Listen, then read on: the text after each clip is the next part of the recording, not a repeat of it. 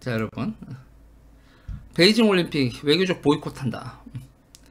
미국이 베이징 올림픽을 외교적 보이콧을 한다고 공식 발표했습니다.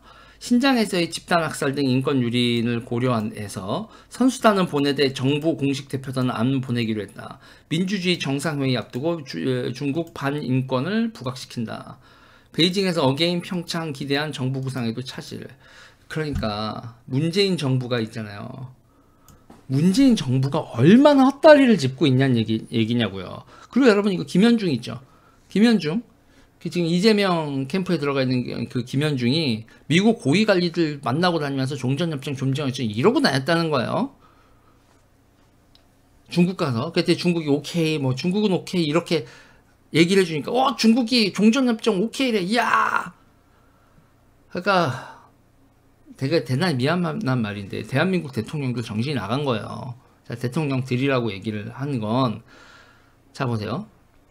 박근혜 대통령 천안문 올라갈 때 그 과정에서 시진핑이 어떤 로비를 했는지 아시죠? 그러니까 시진핑이 박근혜 대통령의 가장 절절한 니즈를 충족시켜줬다고. 박정희 대통령에 대한 존경심을 표현하고, 그리고 그거를 중국이 배우고 있다, 뭐 이런 식으로 표현을 하고. 그러니까 박근혜 대통령이 시진핑한테 감겼잖아. 그리고 옆에서 측근들도 괜찮다 괜찮다 그러고 천안문 올라갔다가 그랬다가 착살이 나는 거라고. 박근혜 정부의 권력 유지의 가장 결정적인 순간이란 말이에요. 미국이 물음표를 찍기 시작하는. 그러니까 그때부터 대한민국에서 그 천안문부터 지금까지 대한민국 정치의 가장 큰 문제, 저는 그렇게 얘기를 해요. 미국이 하지 말라는 걸 다 해. 중국하고 관계에서 하지 마 그러는 걸 계속 씹어. 그거 여러분, 한국 정치에서 그게 이 나라의 운명과 관련돼서 어느 정도로 심대한 문제를 야기하는지에 대해서 생각들을 안 하는 거죠. 그 다음에 또 뭐 있어요, 여러분?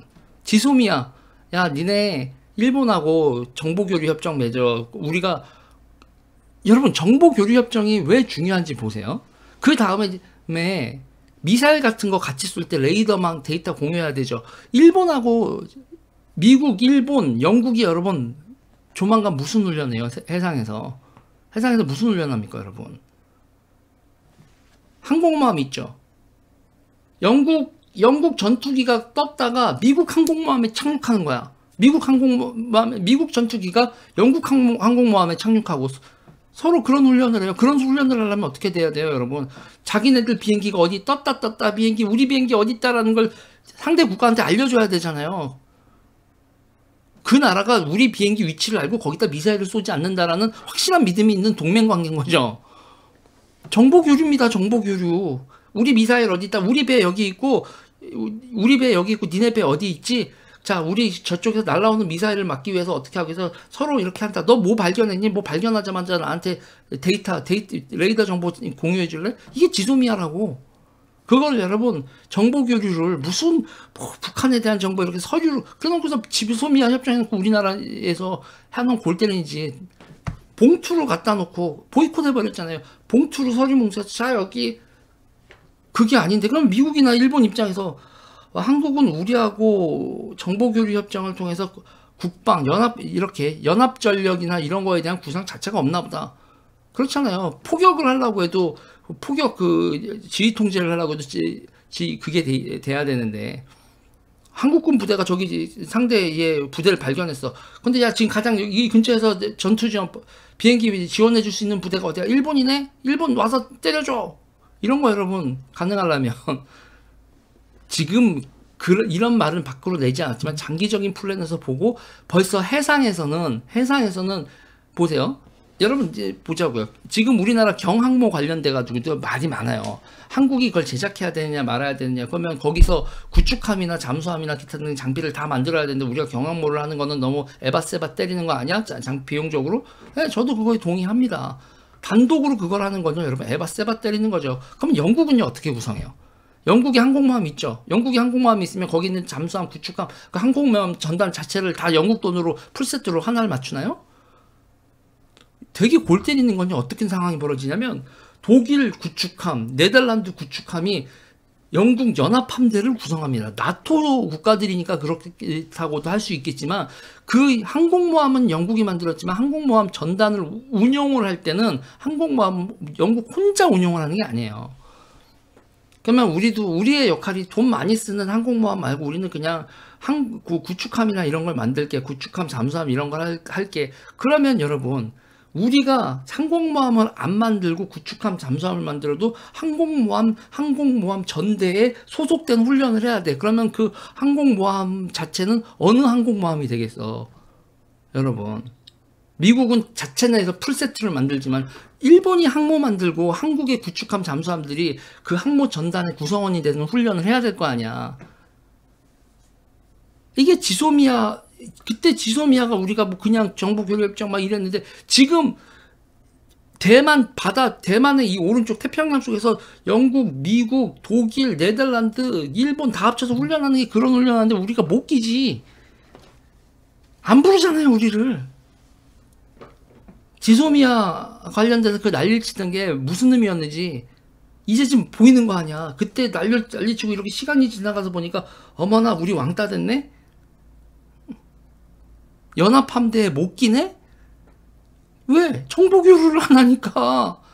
정보 링크를 다 열어줘야 되는데 정보 링크를 그게 그 준비가 안 돼 있으니까 연합함대에 당연히 못 끼지.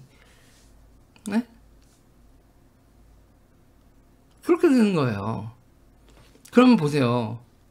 그러면 지금 우리나라 같은 경우에 인권선언, 중국 인권에 대해서 지금 신장에서의 집단학살, 뭐 홍콩에서 기타 등등 얘기할 때 우리가 한마디 해요? 자, 이런 상황에서 9일, 10일 민주주의 정상회의입니다. 우리나라 초대됐죠. 110개국이에요.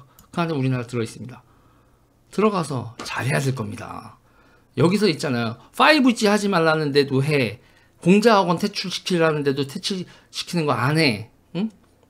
베이징 올림픽 보이콧 하는데 우리는 그걸 해야 되니까 우리는